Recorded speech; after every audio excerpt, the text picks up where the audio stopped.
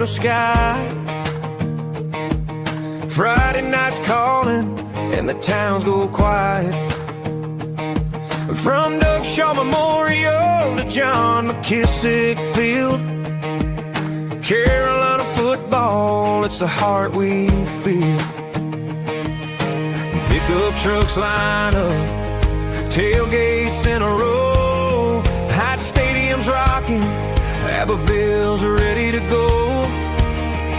The Sumter Gamecocks charge, Gaffney's standing tall, every small town's dreaming neath the lights of fall. Four-quarter Friday, where the heart beats pound, Carolina shuts down every town. From the first snap to the final play, we're living for the glory of a four-quarter Friday.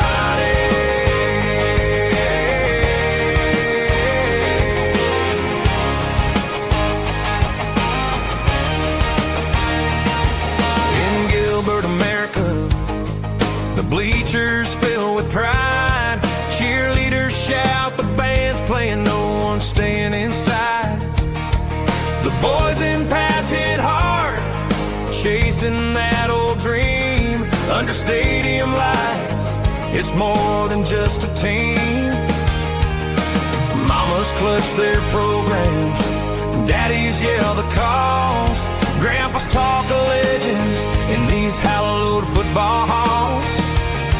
From the low country marshes to the upstate's clay, four-quarter Friday lights the Carolina way. Four-quarter Friday, where the heart beats pound, South Carolina shuts down every town. From the first snap to the final play, we're living for the glory of a four-quarter Friday.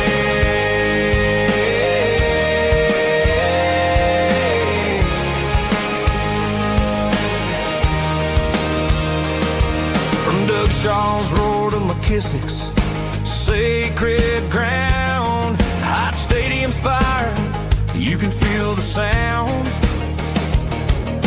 Sumter Gamecocks fly, Gaffney holds a line, J-Mo run the dang ball, we're screaming for a sign. Rivalries burn bright, the clock's ticking down.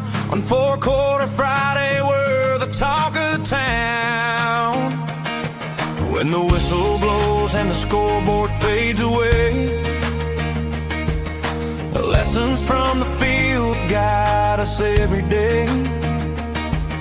Teamwork, grit, and pride, it's more than just a score. Carolina football's what we're fighting for.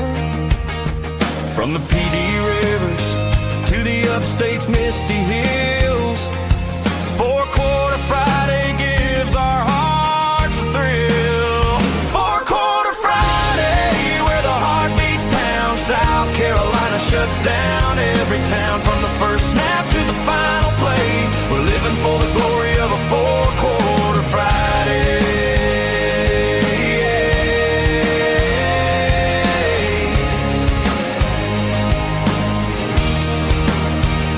So here's to the Palmetto boys, giving it their all on a four-quarter Friday. South Carolina stands tall.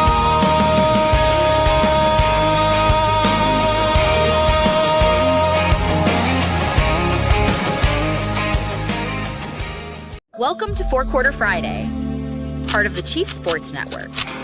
Talking South Carolina high school sports every Friday morning, and proudly presented by the South Carolina Athletic Coaches Association.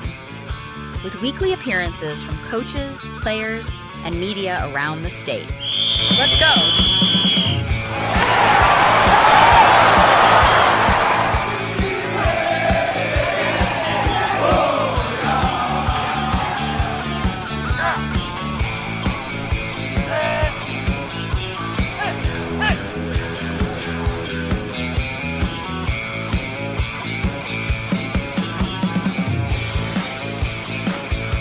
Time to kick off the first quarter.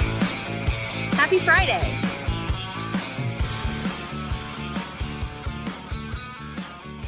Yes, happy Friday and welcome to Four Quarter Friday.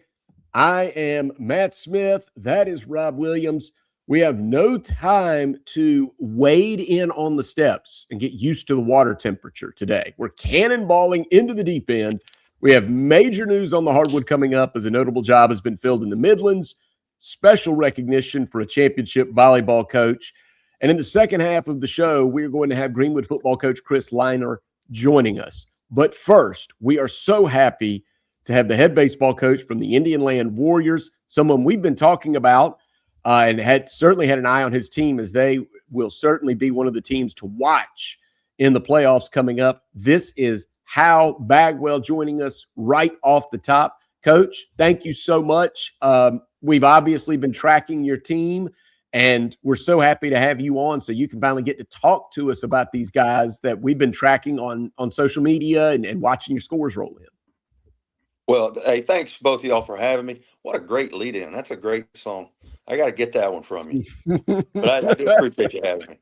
It is available sure. on all streaming platforms. Just search the Chief Love House it. Band, and you'll find that one among others.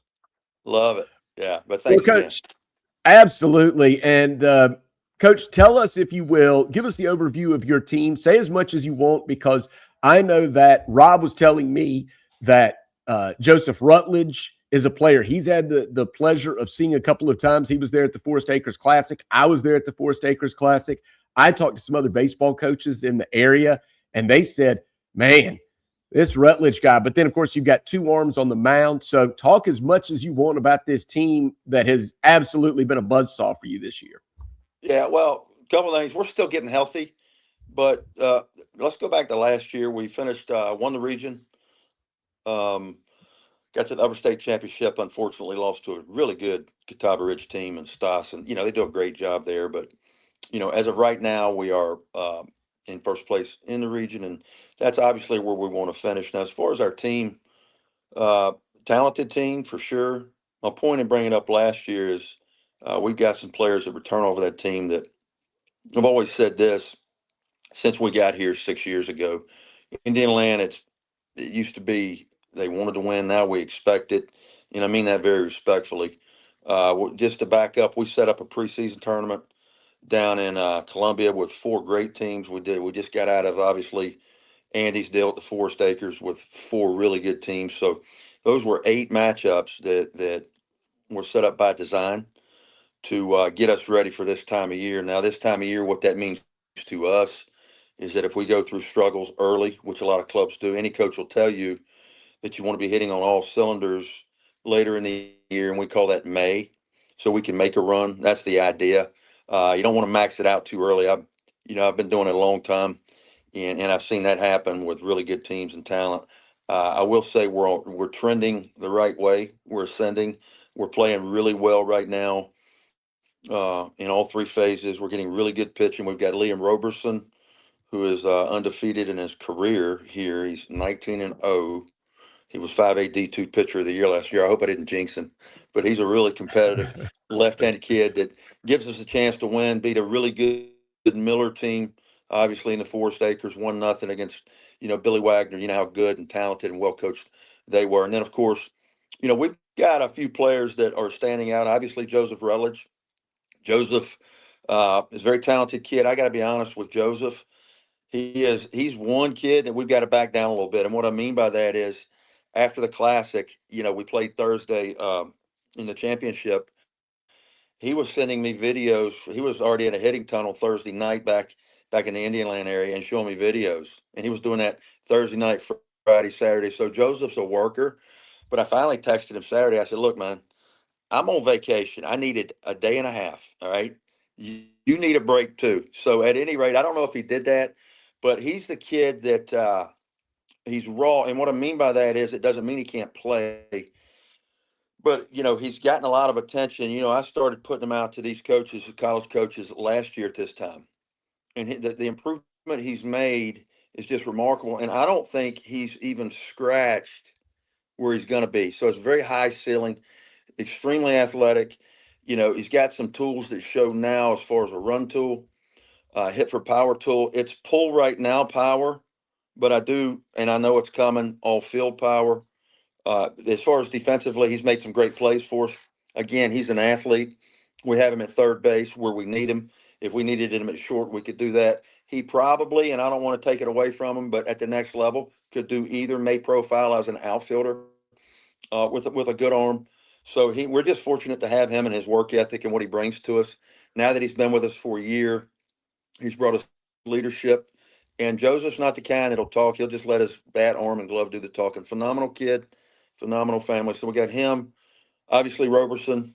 Johnny Compton's been big for us, a Catawba College signee with Jim Gant down there, and I think that's a perfect fit for him. Johnny can be a difference maker for us. He has been 3-year starter. So, with those makings, it's really good support that we have. I like what we're doing.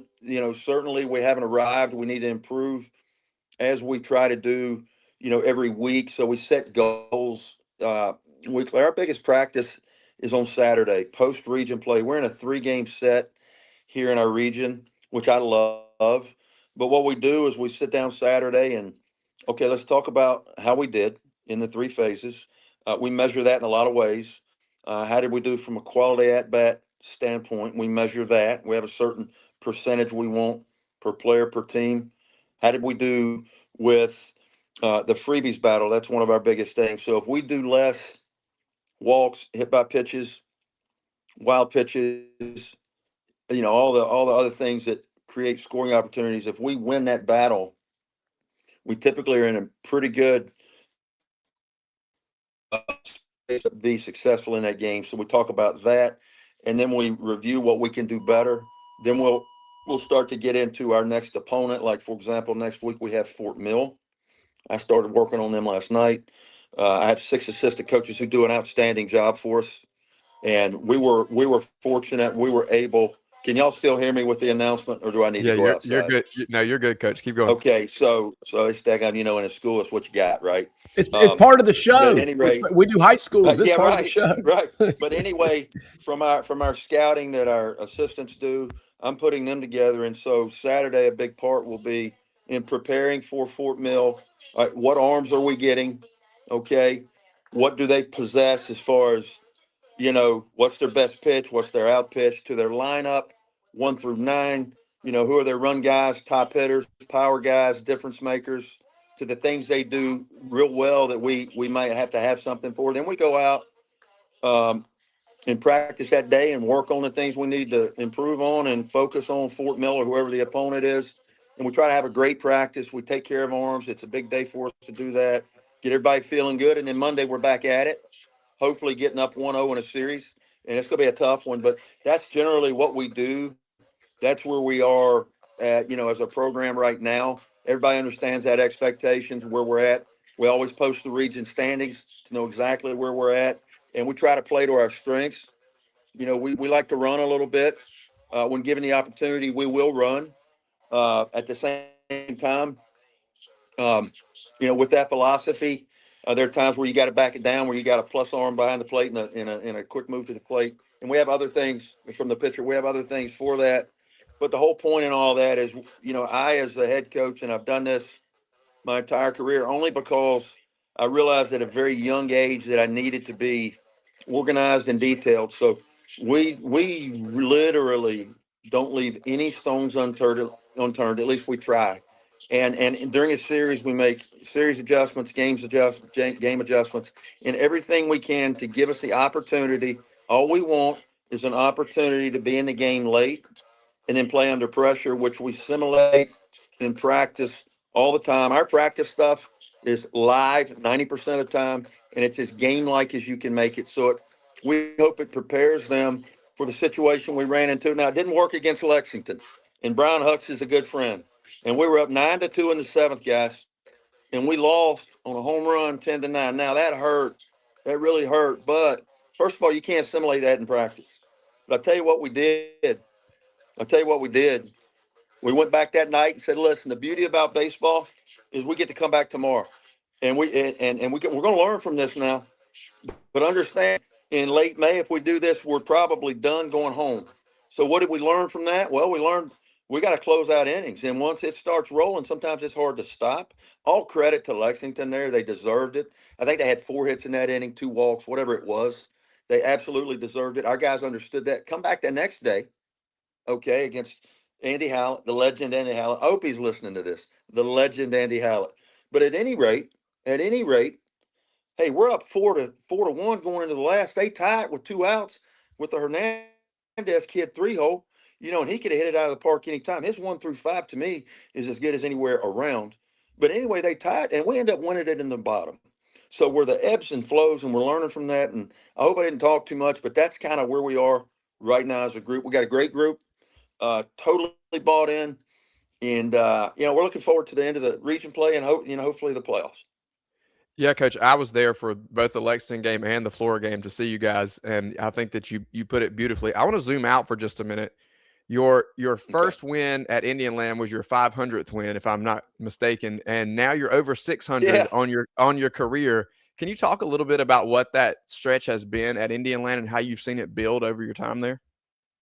Well, first of all, there was a reporter from the Rock Hill Herald, and he came to me before the game. He said, Bags, that's my nickname, and that's, Bags, whatever. But he said, you realize if you win tonight at your 500, and I looked at him, I said, okay.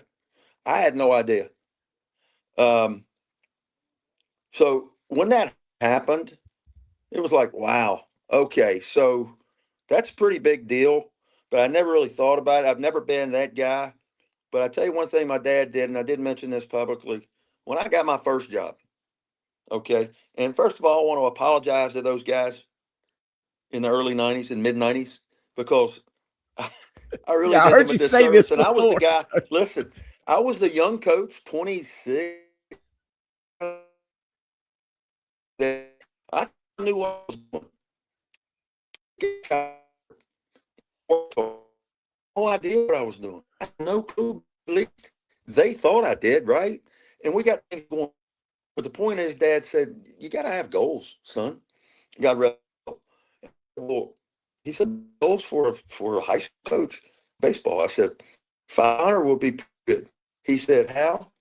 He said, hey, work hard, like you, be fair, make it for the support from and parents, community, obviously players that believe in it. He said, 500, be elite and get 600.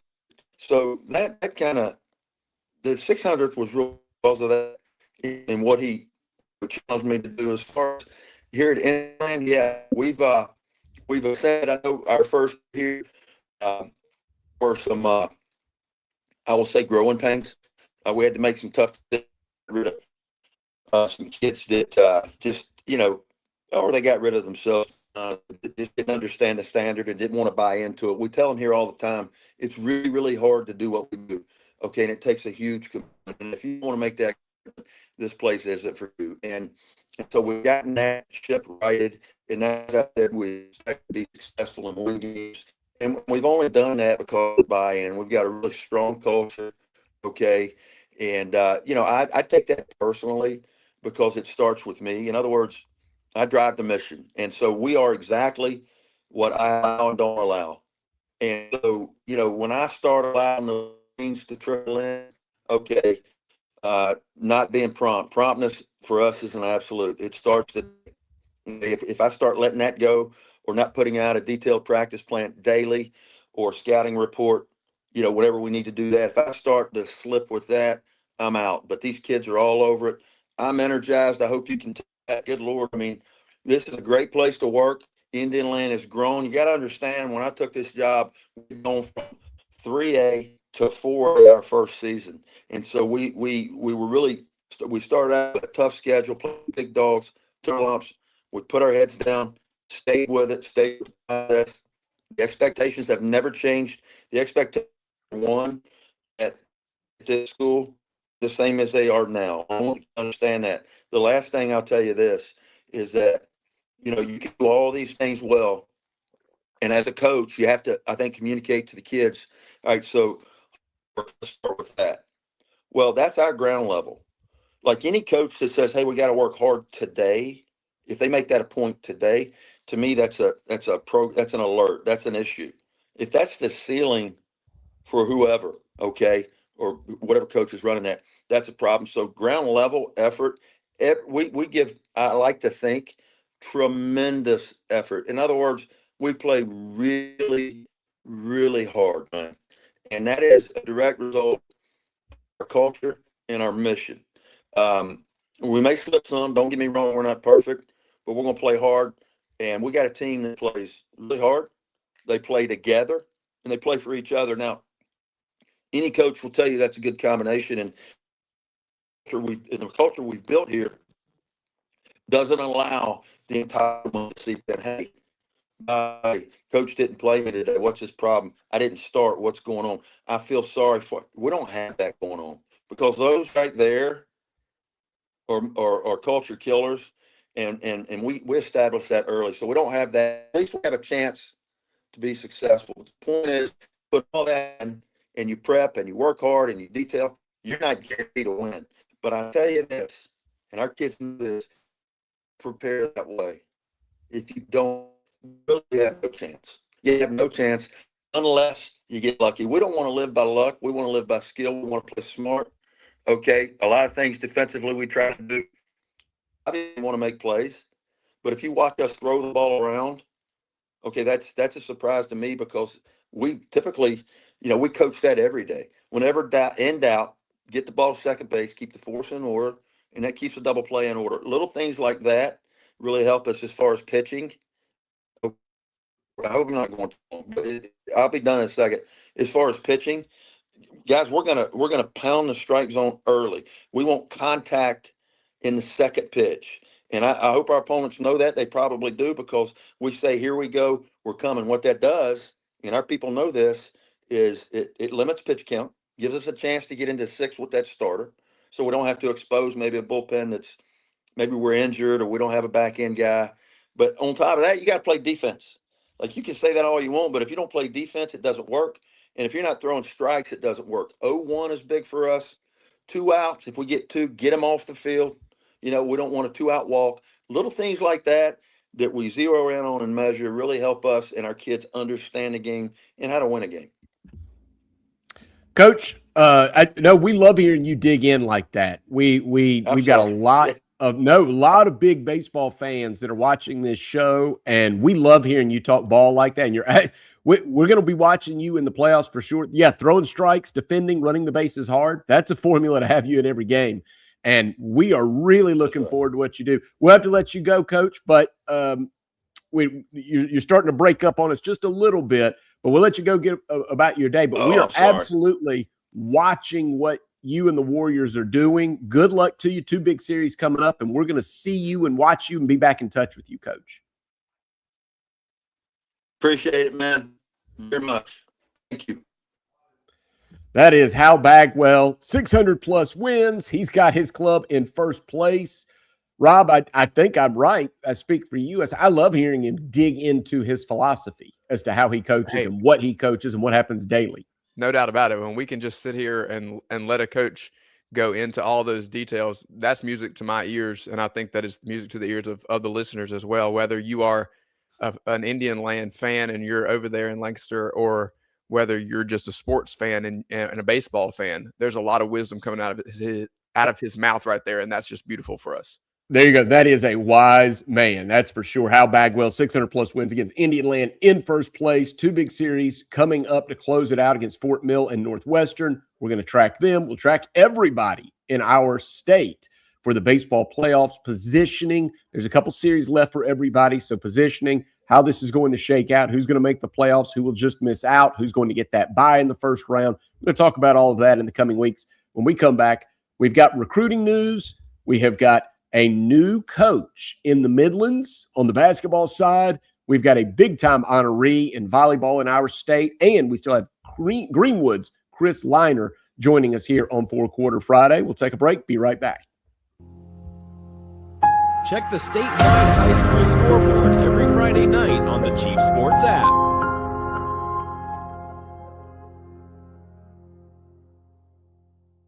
If you have experienced any sort of damage to your home or business, smoke, water, fire, or mold, visit RestaProsMidlandsSC.com, proud supporters of South Carolina high school athletics.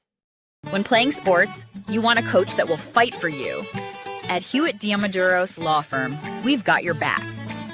Whether it's personal injury, insurance disputes, negligence, or wrongful death, our team delivers exceptional legal services that makes meaningful difference in the lives of the individuals and families we work for. Visit hdlawsc.com. hdlawsc.com. Hewitt Diamaduros, we're on your team.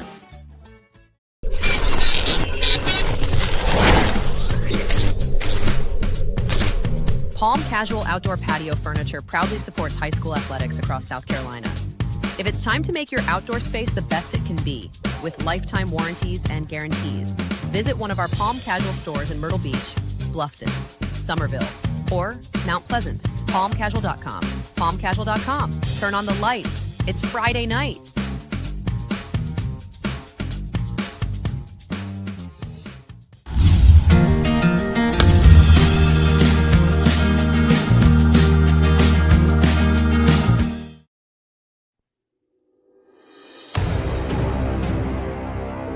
Welcome back to Four Quarter Friday, part of the Chief Sports Network. Let's talk ball.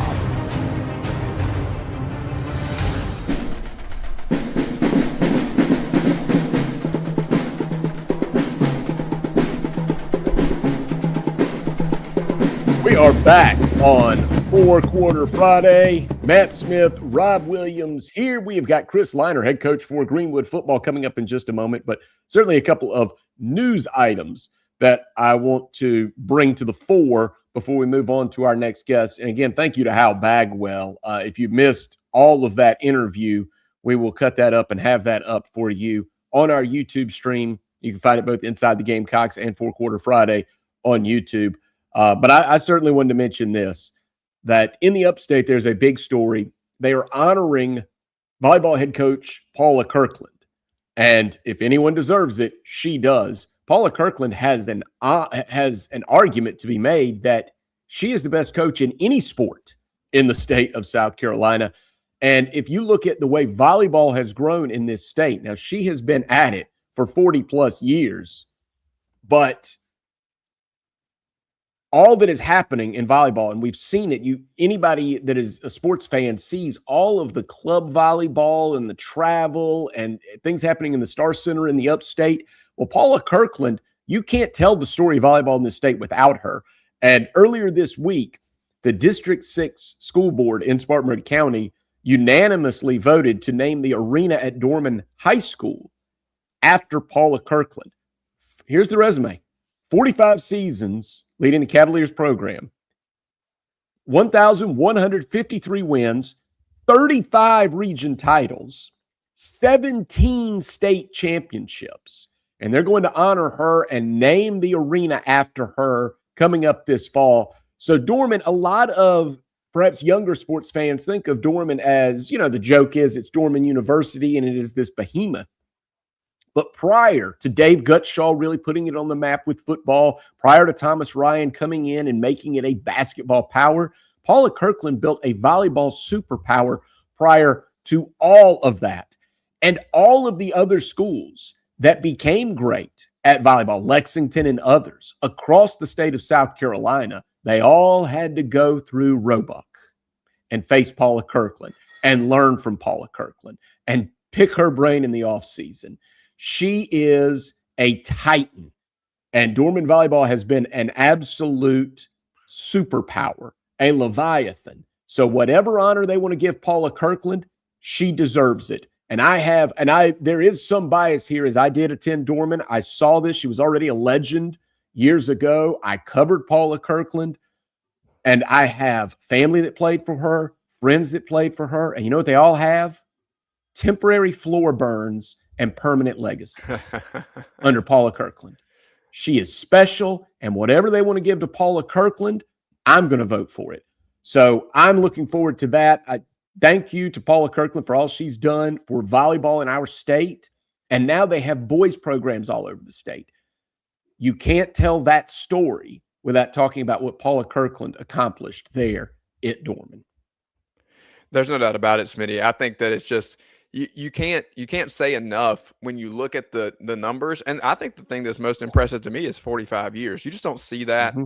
Now, obviously, she has been very successful across that career, but the longevity, think about the lives impacted. Think about the communities that have felt the touch of Paula Kirkland because she has invested in young people right there in Roebuck that have gone on to do things. We talk a lot about how sports impacts life.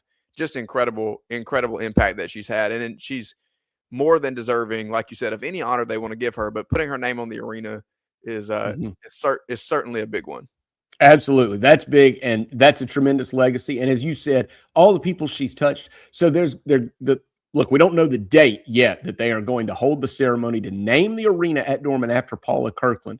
But if you're within driving distance, be there. You're going to see a lot of hugs, a lot of tears, and a lot of stories shared. 45 seasons, but 35 region titles in 45 years, 17 state championships. You don't get better than Paula Kirkland. And yeah, I know it seems as if I am biased, but look, my family has worked for her. My family has won championships for her. I have friends all around, in and out and around of that program, supporters of that program. And I have been just floored by what they have done, by what they have managed to build there at Dorman. And now they aren't the lone superpower. They aren't. It's kind of like what UConn and Tennessee did in women's basketball. Yep. Now you see then Dawn Staley builds something, then UCLA builds something, and that's how it works. But Paula Kirkland, all the flowers we can give her, she deserves. And I just wanted to make sure that got out there today. Also, Rob, you've got some big news that broke in the high school world in the Midlands right before we went on the air. This is kind of a little bit not jarring in a good way, but this is going to shake things up in the Midlands. No doubt about it. Cam Lee, former Ridgeview basketball star, is coming back to play for a familiar name in athletic director John Combs over at Spring Valley. Cam Lee was at Lakewood in Sumter, and he will be another coach leaving Lakewood to come to the Columbia area, as Willie Alford did the same thing in football, coming over to AC Flora this offseason. But this is a big move, I think, and I was able to see Lakewood play this year and kind of observe what that basketball program looks like. Spring Valley is positioned to be an athletic power in a lot of different ways, and they've made some coaching changes here under John Combs in the past few years to kind of put themselves in position to start moving back in that direction. Just in the last handful of years, new football coach, new baseball coach, new softball coach, and now new basketball coach. And so I'll be interested to watch this one as Cam Lee kind of comes back to the home area, and will be right there in Richland too, just down the road from Ridgeview, where he once was a star player. Yeah, so that's going to be a lot of fun. So John Combs, right, the athletic director at Spring Valley, would have made that hire, and of course he's got the Ridgeview connections. And we'll have Coach Lee on, we'll have John Combs back on, and we'll do that. Hey, we've got a little time to spread our wings coming up in May, June, July, and we'll do that and make sure that we are bringing all of this to you. What we're bringing to you when we come back, we're going to take a quick break. When we come back, Greenwood football head coach Chris Liner. You talk about tradition. You talk about a community that takes something seriously. That's Greenwood football, and Chris Liner is at the helm. We'll check in with Coach when we come back. This is Four Quarter Friday. At Moultrie Insurance, our agents are working for you. Our commercial lines of coverage are well-sourced and intimately chosen. We offer commercial lines of coverage such as business owners, umbrella, property, auto, or general liability coverage, and evaluate every option to find what fits you best. Like a good offensive coordinator, we will draw up the plays, but only run with what you feel comfortable. Get in touch with our quarterback, Perry Orth, or our head coach, Frank, by visiting MoultrieINS.com. MoultrieINS.com.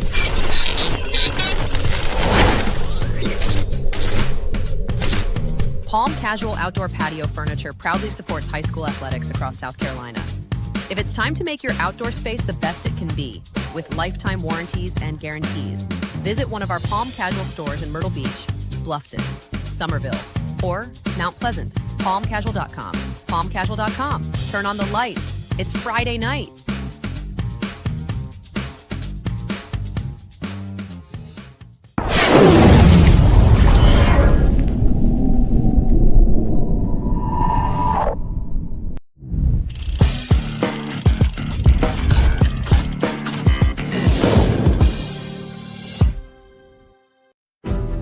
From the Low Country to the Upstate, from the Midlands to the PD, we've got you covered.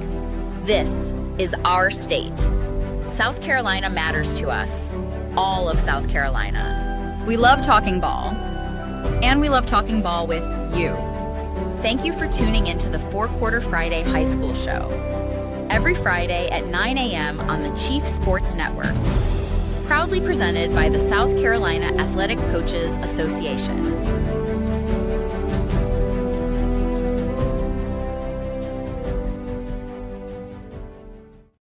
This is 4-Quarter Friday. Matt Smith, Rob Williams with you here. And we've got Chris Liner joining us from Greenwood High School. And I hope Coach can hear us. I see he's a little bit. This looks like me trying to get on the air, Rob, most times with you. But I can hear you. Can y'all hear me? Oh, we got you, Coach. Hey, that's great, Coach. We got you. I'm not a techie, so I don't really know how to turn this camera on. Hey, that's okay, Coach. We know you're an X and O's guy. That's fine. But I was going to say, Coach, you get 9 wins last year at Greenwood, win 6 out of 7 region games. Fall in the playoffs to Gaffney, and then you lose some really veteran pieces. But, hey, no pressure. It's just Greenwood football, right? So I'm not sure nobody in the community is putting pressure on you to get this rebuild done in about 6 weeks, right? Yeah, well, you're right. I mean, and honestly, that's the way you want it. My family's been in Greenwood since the 1800s, so there have been 5 generations of me that have been part of the Greenwood High School football program. And, this was my dream job. And, we're kind of geographically out in the middle of nowhere. And, we kind of got what we got, so to speak. It's not like the Midlands or Greenville area where, I don't know that you could even keep up with who's on whose roster anymore. And, but at Greenwood, we're built a little different. That's kind of our slogan. I was telling Rob that the other day. We've got a little slogan we call MIG. It's Made in Greenwood. And we take a lot of pride in that. Most of the guys that play for us, I either played with their dad or coached their dad. So when teams break on family at the end of every practice or games or whatever, it truly means something here because it is one big family. 90% of my coaching staff played football at Greenwood High School, and that was on purpose. And, it's a special place to be. And, yeah, we did lose a lot of guys that were big-time role guys and big-time players for us last year, but we got a really good young group coming up, so we're super excited and very curious to see how this spring comes out and move forward into the summer. And we think we got a chance to be really good again. No doubt about it, Coach. I think, and you, like you said, you and I talked the other day. I'm excited about how you continue to build this, continue to build the program. I mean, it's your 31st year. You've seen it all. You've done a little bit of everything, but I was just really impressed with the facilities and with the energy around the program when I was there the other day. And you talk about, Smitty kind of mentioned you lose your leader in Tristan Lewis, but you have a young core of athletes who are ready to build this back to a power here coming up really quickly. So talk a little bit about kind of what you got from a personnel standpoint and maybe some guys that we need to keep our eye on in terms of your rising stars in Greenwood. Yeah, I think these guys and several of them, when I mentioned to you the other day, we returned pretty much our entire offensive line and defensive line are intact. We lost one kid, Ahmad Scott, that's going to Coastal, but we got some really good linemen coming back. And honestly, I'd rather have that than have all the skill guys coming back. If you had to pick one of the two, and and we do have some really good skill kids moving up from our 9th and 10th grade classes that. I think us three could probably run behind the line we're going to have this year, especially offensively. So it's super exciting. We're going to have a battle at quarterback. We got 2 young guys that are super talented. They're just green. Got an excellent running back coming back in Martavis Hamilton. Got another kid that I think will more than likely be our next P4 guy, Cassidy Lee at running back. He is a special talent. He's a rising 10th grader. Got an offensive lineman, Jaden Cunningham, whose name you're going to hear a lot over the next couple of years. He's a rising junior, and he'll in fact, CJ Spiller is about to walk in my office. He's going to be recruited by everybody. And so we're super excited. And that's just 2 of probably about 5 or 6. Shamar Sales is an outside linebacker, running back kid that's going to be at least a group of 5 player. And the cool thing with these guys is they're all super high character kids. They take care of the business in the classroom, and it's easy to recruit Greenwood because we typically have a kid that, is built to last at the next level. And that's not easy to do now in the completely different world from when it was 31 years ago when I first started. So, but we take a lot of pride in, doing things kind of the old timey way, not with scheme, but with just the way we go about our day-to-day business. And, I thoroughly enjoyed listening to Coach Bagwell. I know he's a baseball coach, but you don't get 600 wins without doing something right. And I was taking notes because that transcends all sports. And so, we try to do a lot of things just like he mentioned, by the way we build our stuff and go about our day-to-day activities. Yeah, Coach, you talk about success over the years. There's been a lot of stars that have come out of Greenwood, and I know that when you have pride in where you come from, they kind of come back around and help you out. What do you feel like has been the tradition or the impact of guys who are still around the program when they've gone off and had major success in the NFL? Well, that's been huge for us. Jay Spearman runs a camp for us every year. DJ Swearinger runs a camp for us every year. One of my high school teammates, Larry Rhines, who played several years in NFL, comes back, and he's the track coach at IMG. He comes back and, does running workouts with them in the summer. Josh Norman's first cousin is my assistant head coach, and we're directly involved with them. His brother, Mario, who was a super talented player and spent some time with the Ravens, but he was a super talented All-American guy at Coastal, is actually going to be helping me with my secondary this year. Armani Edwards comes back. He came back and coached my wideouts last spring.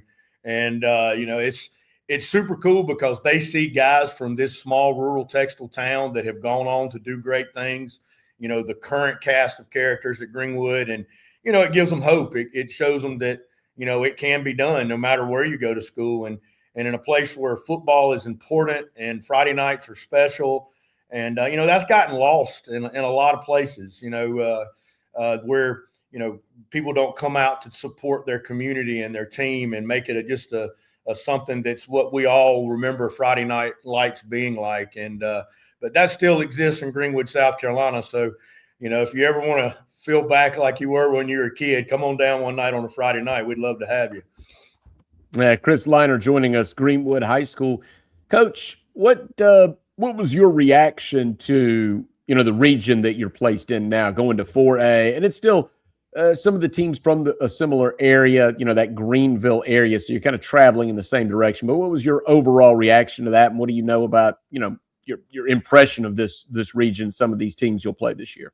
Yeah, well, if you look back over probably the last 50 years, this is the old Region 1 4A, even back when they had the Big 16. And it's probably the teams we've played the most. If you look at our career record since Greenwood started playing football, we've always played Hannah. That used to be a Thursday 2:00 game. They called it the Turkey Bowl, and kind of like PC and Newberry used to do with the Bronze Derby. Greenwood played Anderson back then, and it was a big deal. They hated each other, and we still don't like Hannah, to be honest with you. So, West Side, same thing. I mean, we've played them forever. So this region is probably the one that's most familiar to us. It's the one I grew up playing in. It's the one I coached in all the years with when I was an assistant for Coach Sheldula here at Greenwood. And And so we're very comfortable in this region. There's some excellent football teams in this region. The Coach Tone and those guys have done a great job at Hannah, and I actually really like Coach Tone, so I need to take a little bit back of what I said earlier. But Coach Lane does a great job at Westside, and I could go on and on and on. So we know it's going to be a tough deal, but we're kind of used to that. We don't shy away from scheduling non-region opponents. I was telling Rob that the other day. I mean, we've played Sandy Creek, Georgia. We've played Dutch Fork. We've played Dorman about every year. I mean, we typically try to find, unlike a lot of people now, they're just looking for fish in a bowl to try to get some wins. We don't really care. We want to play the teams that we think are going to help us get better as you move into playoff time.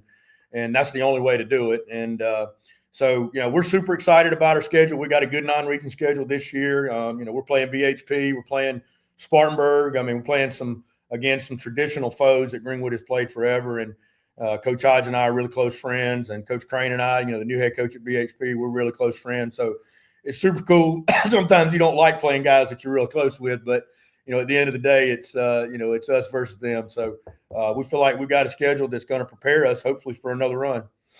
Coach, you just mentioned Shell Dula there. I'd love to hear what still exists. What did he lay into the DNA of Greenwood that is still there, that lives through you? I tell you what Coach Dula was, and Coach Spiller just walked in, so give me about 2 or 3 more minutes. But he's probably the best human being I've ever known. And in fact, I wouldn't be sitting in this chair if it wasn't for Coach Dula. Not just because of the help he's had me, getting to places as a coach, but also just the character development that, I needed him at a time in my life when I really didn't know what to do. And, if you walked into Coach Dula's office at 8:30 and on any given day, he'd be reading his Bible. He was exactly who you think he was, and you hear a lot of this now that, a lot of coaches kind of are bipolar. They live dual lives, and, they act this way when they're at church and they act this way when they're on the field, and this, that, and the other. He was the same guy all the time. And, I think that's one thing we're fortunate with our major colleges in our state is, Coach Sweeney and Coach Beamer are both that way. I mean, they're just good human beings that take pot shots from people that don't like people with character because it's just easy to attack them. And Coach Dula was that way. He is as good a man as you'll ever meet, and he was always the same. He was always helpful. He was always the old Bear Bryant way of giving everyone else the praise but himself, even if he was the one that deserved it. And, so I was very fortunate to learn from someone that, I don't know how you could say somebody that they do things the right way without mentioning Coach Shell Dula, because he did things the right way. Yeah, Coach, I was going to mention that as well. We actually had a comment here in our chat boxes. I'll give a shout out to those guys. Roger said that he wanted to hear about that as well, as he knew Coach Dula back in the day. It's incredible to talk about the legacy of coaches, and you and I talked a little bit about the impact that you have had. You can sit here and talk about the impact Coach Dula had on you, but now as we look over 30 plus years, you've had quite the impact on coaches around the state as well. And so we just want to give you a big shout out and honor you in that today too. Well, thank you, man. I really appreciate it. In fact, to me, after 31 years, I get asked all the time, Coach, why are you still doing it? And it's that phone call you get from a kid 10 years from now that said, Coach, thank you for, holding me accountable, and thank you for trying to help me when I really needed you, just like I said Coach Dula did for me. And to me, that's coaching. In a world where you're dealing with a bunch of Wall Street brokers, which is basically what a lot of coaching has turned into, is, taking your picture of the Mona Lisa, erasing your name and writing their name on it. That's in a lot of places, that's all they're doing. To develop kids, not just on the field, but also spiritually, also academically, from a character standpoint, and help these parents get these kids through some of the roughest times of their life is probably the best personal feeling I've ever had. And, we won a lot of games, had a lot of trophies, I got a wall full of plaques. Those mean absolutely zero to me. What means the most to me is to have a chance to work with young men and at a very critical stage in their life to help get them to where God made them to be. And, I don't know that there's a better calling than that. I have the biggest youth ministry in town. I tell all our preachers that in town, and I don't know if they like it or not, but it's the truth. And we do not take that lightly. Well, there you go. Coach, it's great to have good people at the helm of these notable programs. Like you said, you're in that community, and we really appreciate you taking a few minutes. We're going to let you get to coach. We're going to let you get to Coach Spiller. Yeah, he's standing right here looking at me. So. Well, don't look, Coach Spiller's not allowed to comment on this, but we're going to talk about Jaden Worth from Dutch Fork in our next segment. He can't say anything, but we can, so we'll do that. And I can tell you that sucker's good. I thought you might have thoughts. Hey, Coach, we'll check back in with you this summer before you guys kick off again. All right, brother. Y'all welcome anytime, man. Thank you, guys. Thank you. That is Coach Chris Liner, and he's got CJ Spiller because they've got football work to do. And Rob, just your thoughts there, because I know you got to spend some time with Coach Liner, and you came back kind of raving and said, "Man, this guy's a lot of fun to talk to, and just got to have him on."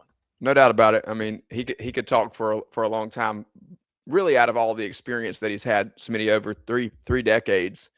But the cool thing for me is that, he led off with made in Greenwood, because that's what he is. He went to his granddad played there, his dad played there, he played there, his son played there. It's just in him. This is what he wants to do. It's where he wants to be. He said it's his dream job. And so to see how that program has been built and what he's done there in so many years, it's just really cool to see the communities of South Carolina, right? We know that everybody has pride in their community, and he embodies that really, really, really well. And I think that everybody in Greenwood probably feels the same way. And they've got a lot to be proud of. That facility over there is really, really nice. That G carries weight, right, Rob? It does. G carries weight. The G plays. And watch out 4A, because now they're going down into 4A. And as he said, that old Region 1, so they've got Easley in there, TL Hanna in there. Those are games you want to be. You want to be in that atmosphere coming this fall. No doubt. All right, we'll take our final break. Fourth quarter coming up here on 4 Quarter Friday. We have got, as we teased to, little recruiting news still to lay on you. Also, a player from Heathwood Hall just signed the richest contract in a league's history. Maybe you can guess who that is. We'll reveal that when we come back in the fourth quarter. On the other side, this is 4 Quarter Friday.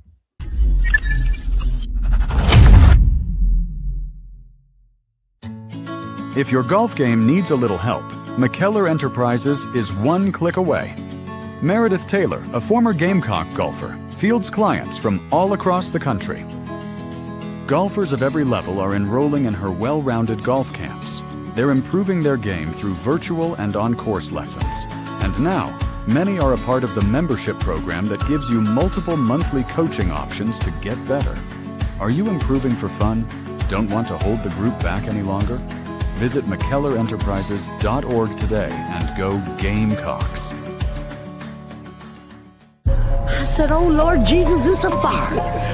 Ain't nobody got time for that. Emergencies and accidents happen. When you're in the middle of a fire or water event, all you want is for things to return to normal as soon as possible. Resto Pros of the Midlands is with you. RestoProsMidlandsSC.com. Open 24/7 when you need them. Quality that is guaranteed. Do your wood floors need a touch-up? Visit RecoatRevolution.com in South Carolina today. So, Mason, what do you focus on in the law? My answer to that is I'm a personal injury lawyer. I'm your trusted resource for any problem that you may have. Visit WestLawFirmSC.com.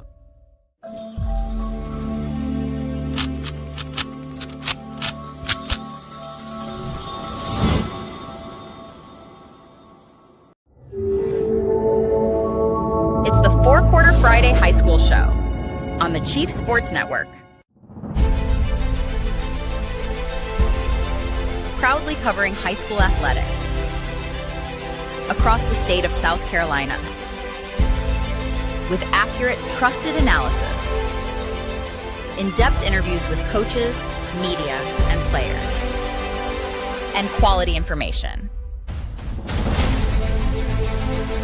Every Friday at 9 a.m. We're here for you. Proud partner of the South Carolina Athletic Coaches Association.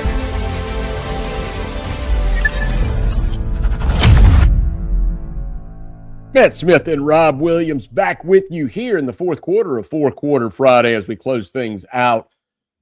Our thanks, of course, to Hal Bagwell, head baseball coach for Indian Land. They will be a threat. They will be an absolute threat coming up in the baseball playoffs at that 5A level. Then we've got had Chris Liner join us from Greenwood High School. They're going to be a threat in 4A. Watch out. The old Region 1 4A, as he said.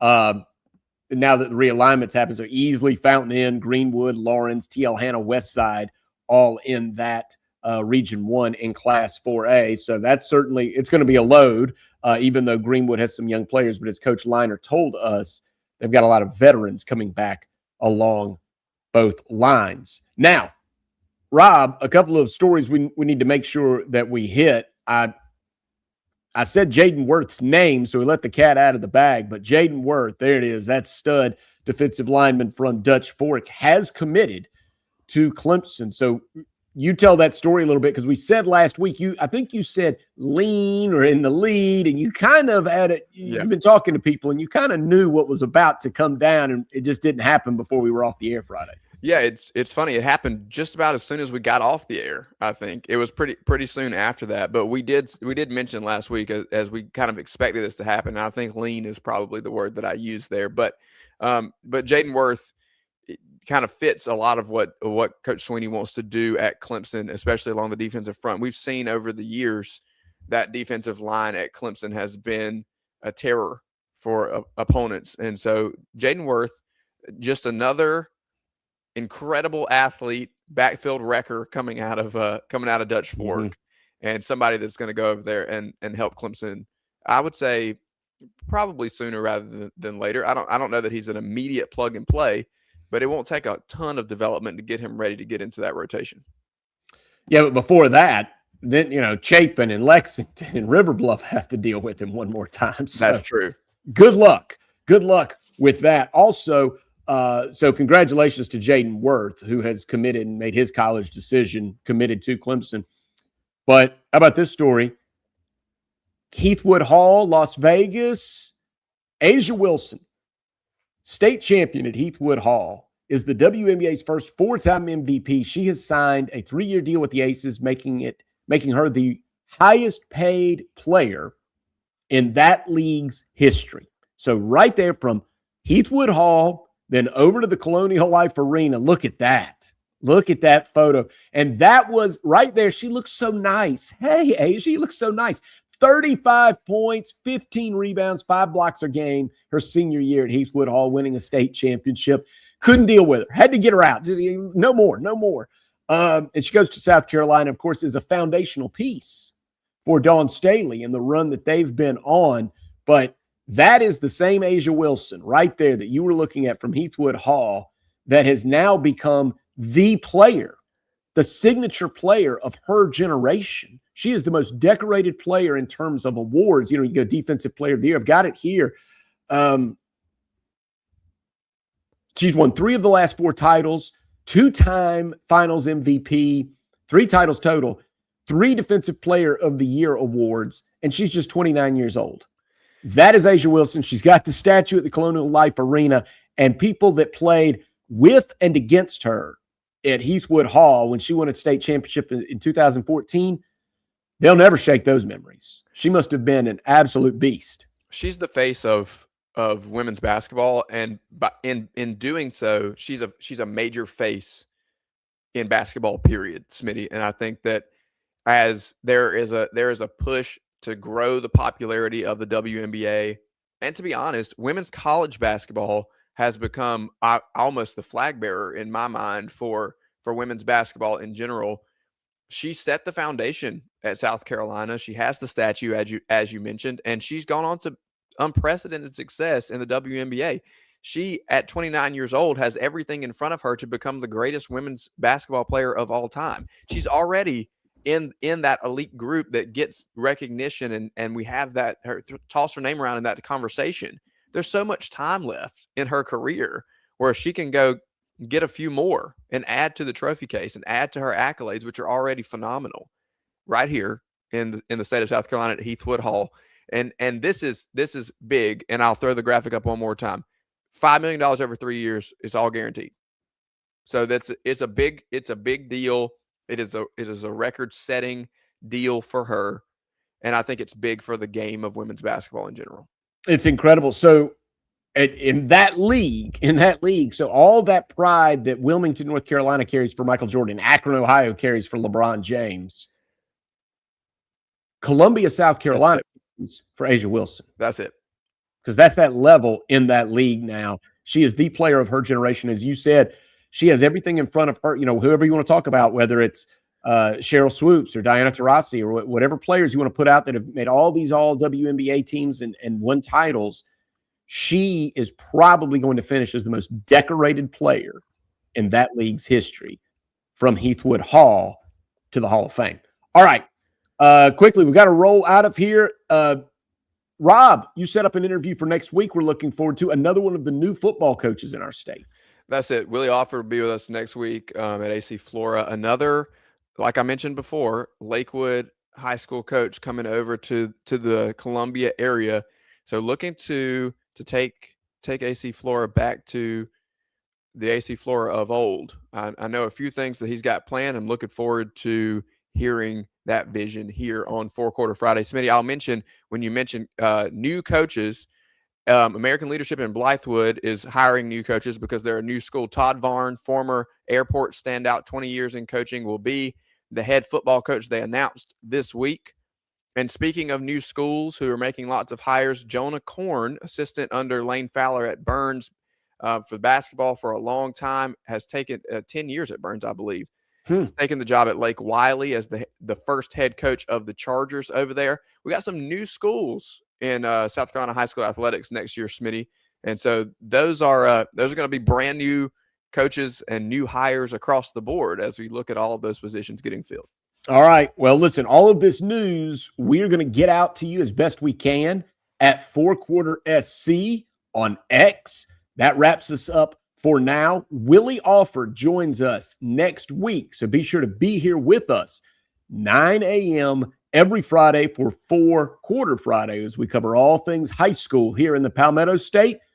You're actually going to see me on Inside the Gamecocks if you want to join in on that with Jamie Bradford. We'll be talking Gamecock baseball. So that's it for us. Rob, thank you. Tremendous job today. As always, that's the heartthrob Rob Williams. I'm Matt Smith. That's been 4 Quarter Friday. Inside the Gamecocks is next.